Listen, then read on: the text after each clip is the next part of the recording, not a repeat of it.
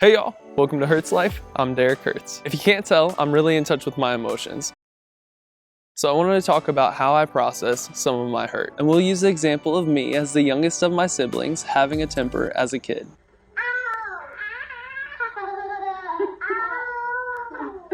I like using the analogy of a tree when describing how I process hurt.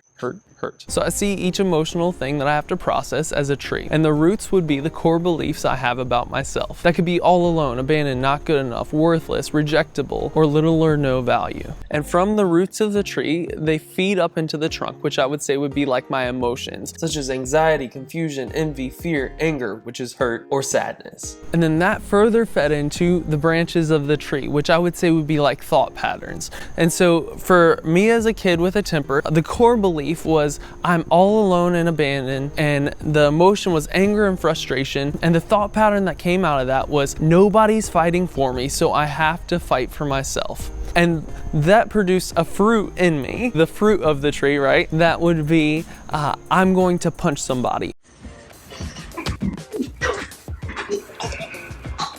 or I'm going to throw a temper tantrum.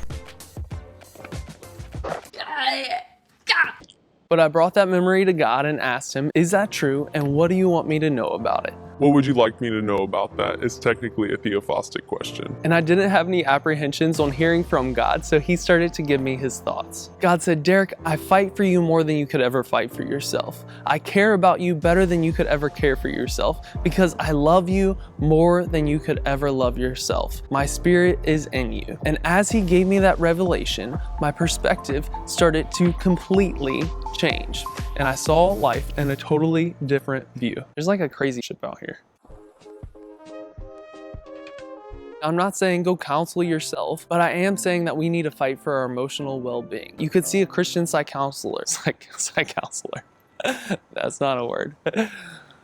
Counselor. Or take some Christian training courses like theophostics or sozo. I don't know much about sozo, but you could look into it. And just spend time with God. As you confront all the different parts of that tree, ask God, is it true and what do you want me to know about it? And make sure whatever you hear and whatever you're feeling and whatever thoughts come to mind, that they line up with the Bible and God's gracious, loving character. So talk to God about your hurt and pay attention to any thoughts or images he might give you.